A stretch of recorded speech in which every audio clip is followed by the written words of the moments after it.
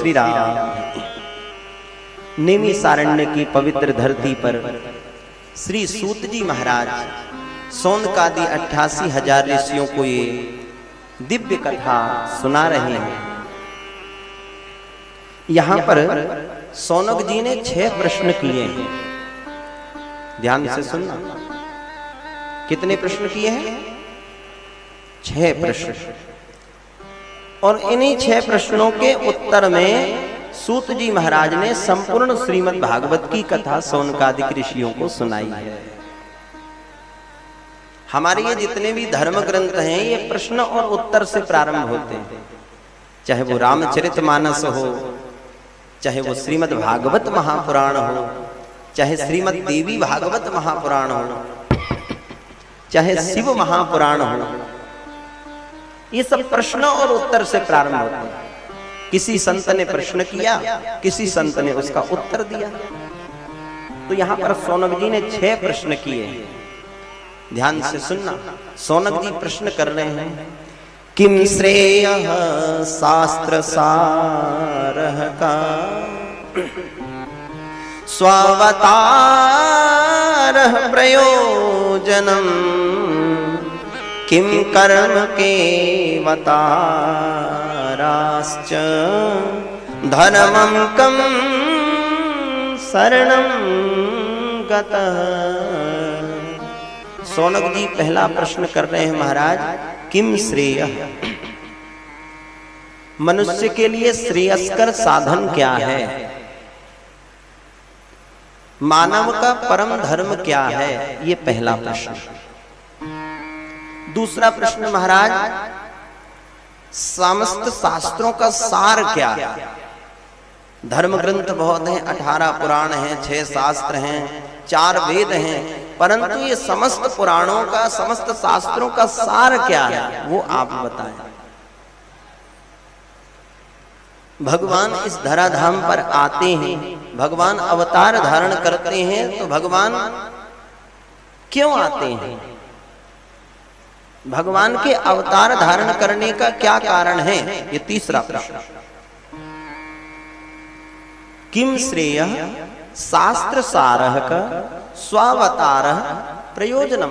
अच्छा, भगवान आते भी हैं तो आकर के भगवान इस धराधाम पर कैसी कैसी लीला करते हैं?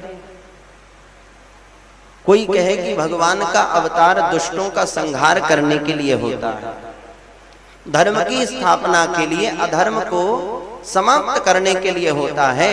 तो क्या परमात्मा वैकुंठ में बैठे बैठे यह कार्य नहीं कर सकते?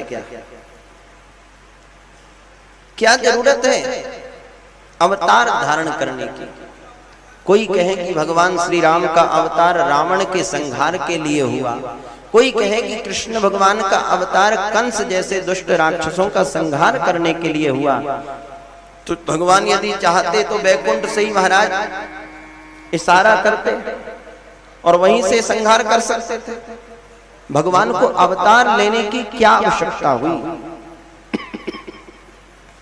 और यदि भगवान ने अवतार लिया तो भगवान के कितने अवतार हुए महाराज? कोई कहता है 20 अवतार, कोई कहता है 12 अवतार, कोई कहता है 24 अवतार। तो भगवान के मुख्य रूप से कितने अवतार हुए? हमें लोगों को बताना पड़ता है महाराज। लोग हमसे पूछते हैं, और आजकल कलयुग में तो रोज भगवान के नए नए अवतार हो रहे हैं महाराज। प्रेम से बोलो श्री राधे। जिस महात्मा के पास जाओ वही कहता मैं भी भगवान का ही अवतार हूं। ऐसा कलयुग में पाखंड चल रहा है, अनेक अवतार धारी घूम रहे हैं महाराज। तो मुख्य रूप से, प्रमाणित रूप से भगवान के कितने अवतार हुए वो आप बताएं। किम श्रेयः शास्त्र सारः का स्वावतारः प्रयोजनम किम कर्म केवताराश्च। और अंतिम 6वां प्रश्न किया है कि भगवान जब अपनी लीला का संवरण करके धराधाम को चले जाते हैं तो ये धर्म किसकी शरण में जाता है? ऐसे 6 प्रश्नों का यहाँ पर उत्तर में श्री सूत जी महाराज कहते हैं कि सूत जानासि भद्रम ते भगवान सात्वतापति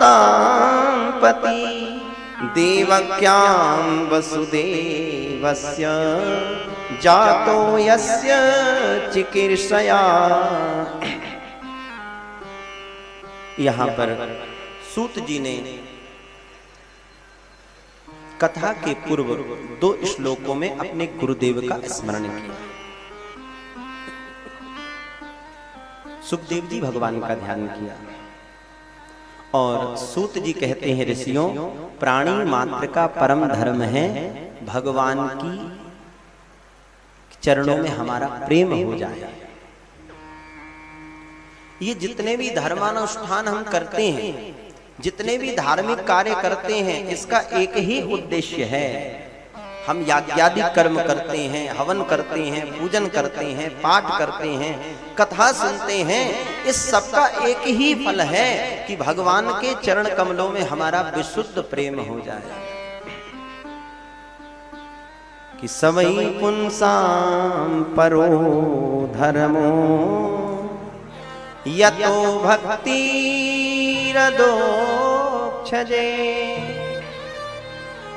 अहेतुक्यः प्रतिहता ययात्मा संप्रसीदति। सवै पुंसां परो धर्म, हमारा परम धर्म है कि भगवान के चरण कमलों में हमारी प्रीति हो जाए, प्रेम हो जाए।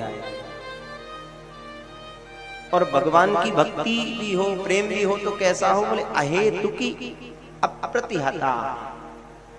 भक्ति तो हम करें, परंतु भक्ति में किसी प्रकार का हेतु नहीं होना चाहिए। अहेतु की भक्ति, यदि भक्ति में हेतु है तो वह भक्ति पूर्ण नहीं है।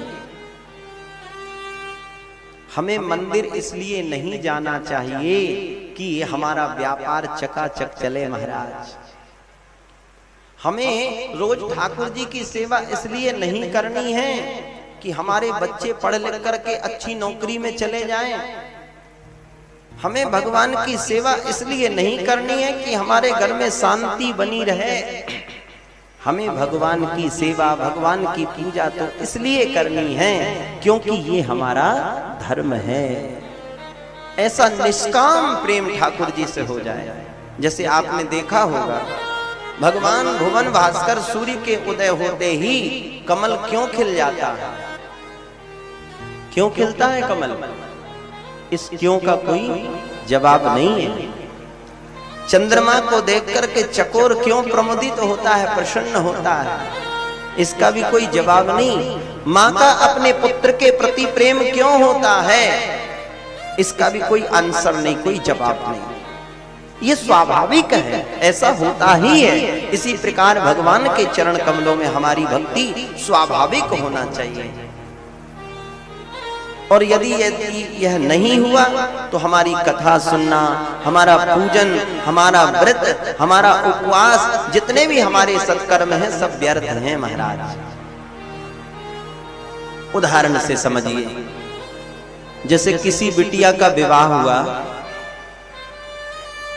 और उस विवाह उत्सव में महाराज बहुत बड़ा उत्सव मनाया गया। बड़ी जोरदार बारात आई, बैंड बाजे बजे, सुंदर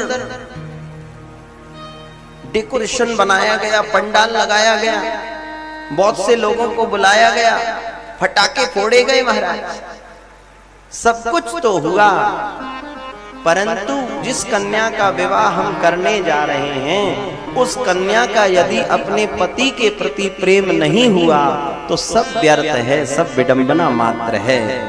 ठीक इसी प्रकार हम जितने भी धर्मानुष्ठान कर रहे हैं, ये धर्मानुष्ठान का एक ही उद्देश्य है कि धर्मः स्वनिष्ठितं पुंसां विश्वक्सेन कथासु यः नोत्पाद्यते यतिरतिं श्रम एव हि केवलम्।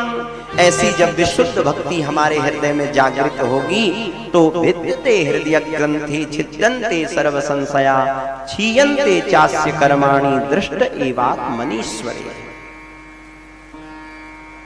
सूत जी कहते हैं भगवान के मुख्य रूप से 24 अवतार हुए, परंतु दो मुख्य अवतार रामावतार और श्री कृष्णावतार।